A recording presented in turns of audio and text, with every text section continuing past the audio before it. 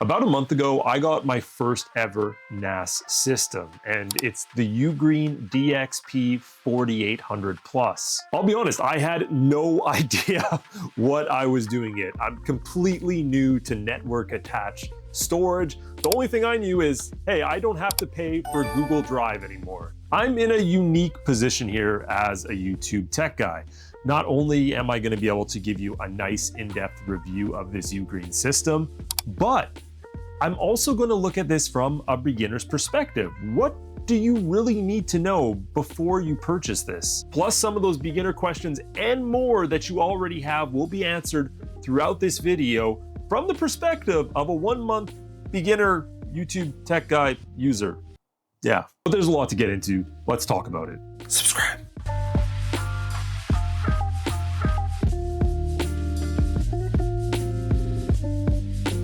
I don't want to overcomplicate anything in this video, so let's just talk very briefly about what NAS is. It stands for Network Attached Storage, and I just want you to think of it like this.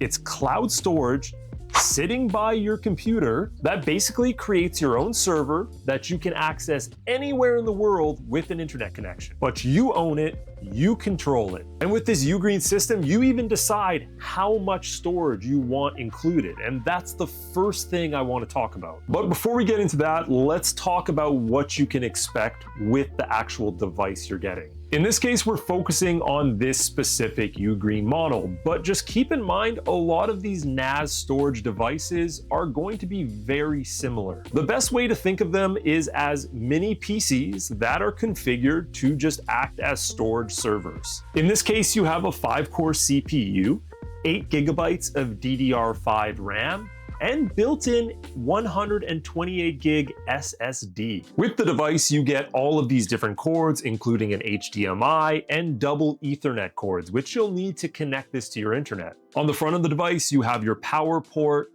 a USB-C and USB port, along with a full-size SD card slot. Then on the back, you have 3 USB ports, an HDMI, 2 Ethernet ports, and your power plug-in. These 2 Ethernet ports differ in speed, so we'll talk about that a little bit later in the video. But this device just ends up being basically an empty shell until you add in your hard drives. That's where I think most beginner users are going to make their biggest mistake.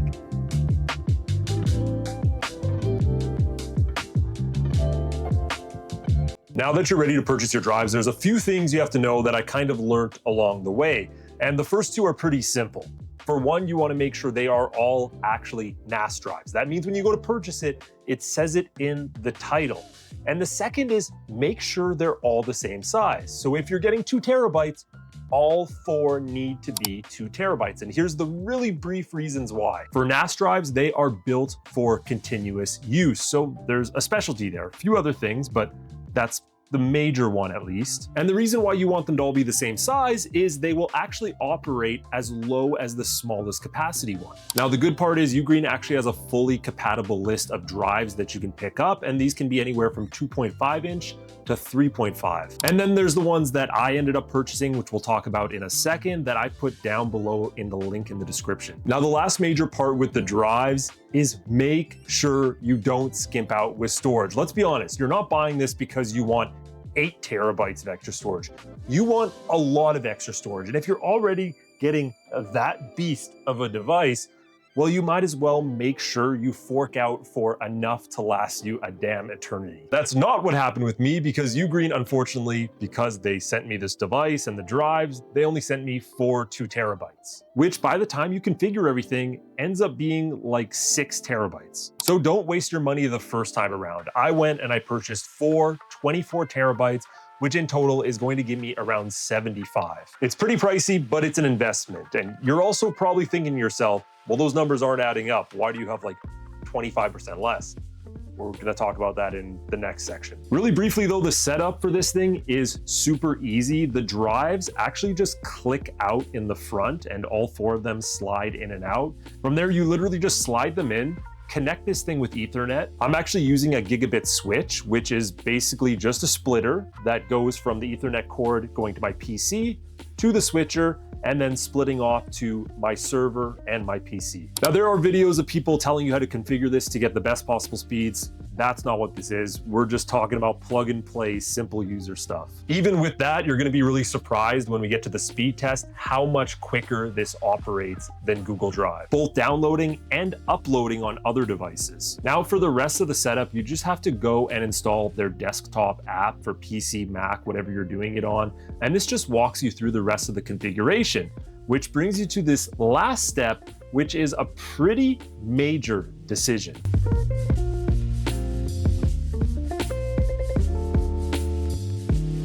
Now, the last part of the setup, once you're all logged in, is configuring your drives into a storage pool, which is basically combining all your drives into one large chunk of storage, is basically the easiest way to put it.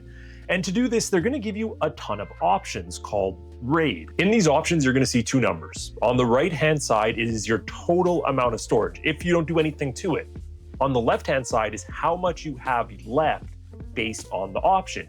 And essentially the easiest way to put it is these options allow you to basically save all of your information if a drive fails. So think of it as a fail-safe. If anything ever goes wrong to one of your drives, you can quick swap it for another and all your data will remain. And in fact, you can do this for not just one drive, but up to two. However, you do need to have enough drives installed to do this. I went with the recommended RAID 5, which basically gives me a guaranteed backup on one of my drives if they ever fail, and still left me with around 70% of my total data. I know this seems like a big expense just to have your data saved, but if you're using one of these, and since it's not cloud storage like Google, where it's pretty much guaranteed for the most part, unless Google ever has some massive implosion, this is basically the best fail-safe you can have. I personally think it's a mistake if you go with one of the options where you're keeping all your storage, but all your data will be permanently lost if it fails. Now, the great part is they make it really easy if you ever want to add an extra drive. Let's say you only have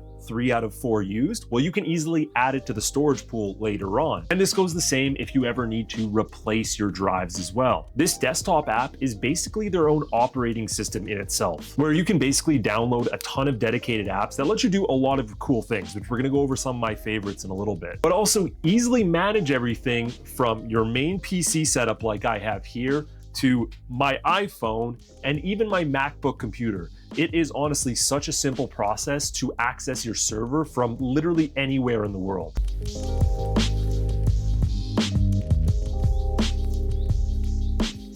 Another commonly asked question is, can I add extra RAM? And the answer to that is absolutely. This actually has 2 available slots where you can add up to 64 gigabytes. Now, the secondary question, is it necessary? And my answer would be for 80–90% of people, probably not. Of course, adding extra RAM is going to be beneficial for multitasking and just overall speed while you're using it. But as somebody that uses this just to transfer 4K clips on, keep all my storage so that I always have a backup, and just wants to be able to access stuff on the road, what comes in the baseline of this NAS storage device is just more than enough for the majority of people. So although the maximist inside of me wanted to pump this thing up, give it a ton of extra RAM, and really make this the best NAS storage ever, it just wasn't necessary in my case. I just need storage and I need it to be decently fast when I'm trying to access it, and this by itself does it.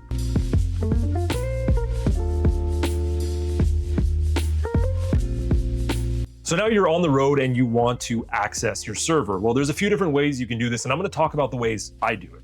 First is on my phone with an iPhone. I know some of you might have Android, but it's gonna be relatively the same. Well, with your iPhone, you can actually add an SMB server directly onto this. They have the instructions. You just enter your username, your password, the server address, and you're logged directly in, and you can access it straight from your Apple files. This is a little clunky and not super clean, so it's not my preferred choice. The other one is just using the UGREEN NAS app, which works amazing. It's basically like having this desktop setup directly on your phone, where I can add stuff from my iPhone, I can create backups, I can create files, I can sort, delete everything directly from the server can be done on my iPhone, and it transfers and moves super fast. This goes the same for my Mac, where I can just go add the SMB server directly at the top. Once I've done that, I can just go into my files and I will see the server right there, easily accessing all of the files. And this has saved me a ton of time, because before I would have to upload something to Google Drive, go on my PC, download it from Google Drive. Well, now I literally just drag and drop over and it uploads in a second. The last way I access it is using any web browser. As long as you have the local IP address and your login information, you are good to go. Now for probably one of the most important tests.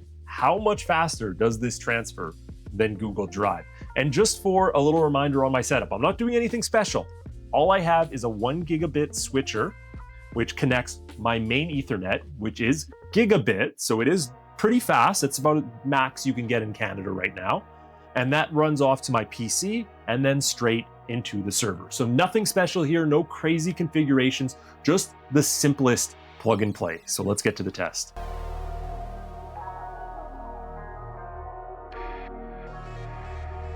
So we're gonna start by just transferring to Google Drive. Now, a few things. I'm not using the NAS in this test remotely, right? I am on my home internet, which, like I said, has gigabit speed. Now, as for the Ethernet ports that come with this specific model, which is the DXP4800 GT, it comes with dual 10 gigabit Ethernet ports. But that doesn't mean you'll ever actually get 10 gigabit speed. I know that's kind of confusing. With optimal setup and the right internet, you can get about 1.2 gigabit transfer speed with that 10 port.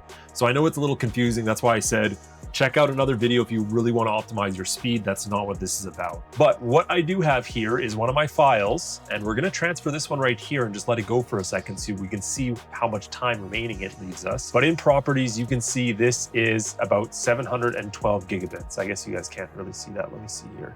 Right here.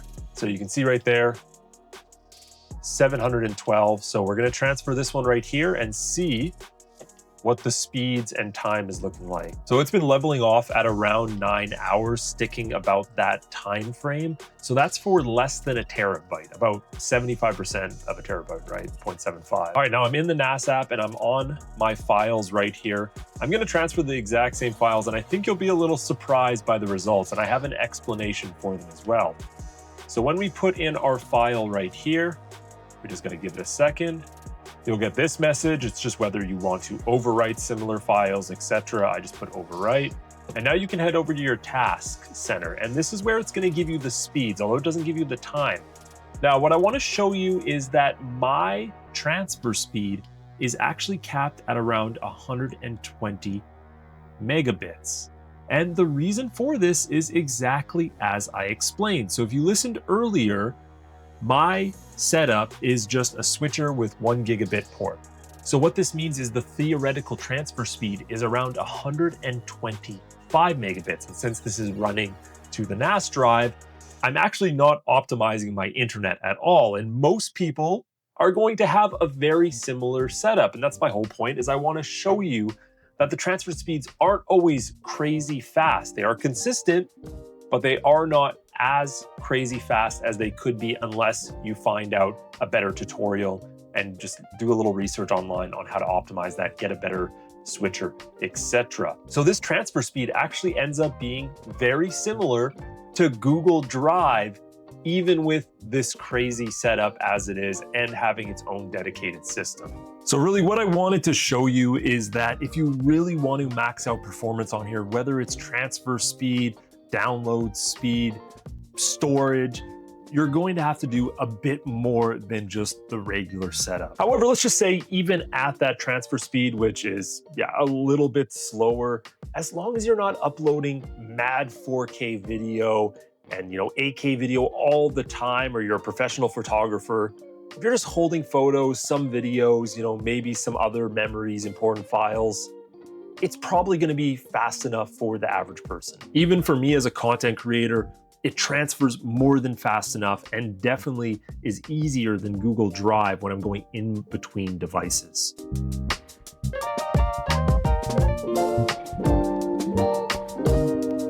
Now, the last thing I really wanted to go over is the App Center, because this has a lot of cool different little apps that you can use to really utilize this whole system. One of my favorites was this theater mode because I have a lot of videos. When you upload videos, this theater mode allows you to not only play them directly inside the application, but it also automatically sorted a lot of my videos into different categories. And basically I can create my own cinema media center. So if you have a ton of different pieces of content, etc., you can easily get them all organized here and, categorize our films, categorize our videos, search for videos as well directly in here. So I know a lot of you will find really cool ways to use this because, you're already uploading everything to storage, and now you'll be able to easily access it, play, delete, move it, sort it. So this is a really cool application that's great for streamers as well. This other application is Virtual Machine. I'm sure a lot of you have heard of that before. Essentially, we could set up our own virtual environment, Windows, Linux, etc., directly inside of this, kind of using it as a PC in a sort of way, which is actually really cool and just gives it a lot more utility. And so inside of here, you can see we can import a virtual machine or create one manually as well, but you'll have to find another tutorial to learn how to do that. There are also multiple apps for NVR. So if you already have a security system, I have an NVR system, you should be able to actually route the video footage to here for even longer storage. But this is just scratching the surface, as well as the ability to connect and back up your Google Drive account directly on here. Now, these specific UGREEN NAS systems come in a lot of different sizes, whether it's the amount of bays, they might have SSDs included, RAM, all that. The model today that I've been talking about is the DXP4800 GT 4-bay. They also have a 6-bay.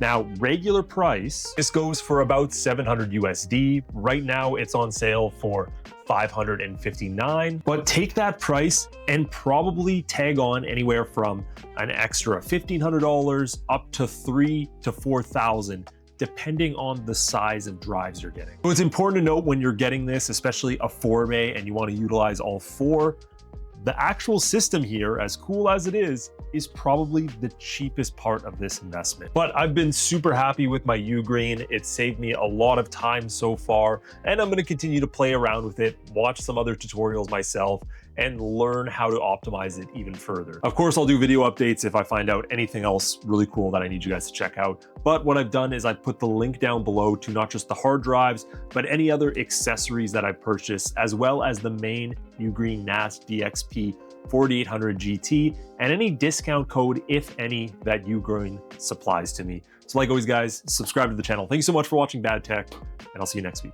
Bye.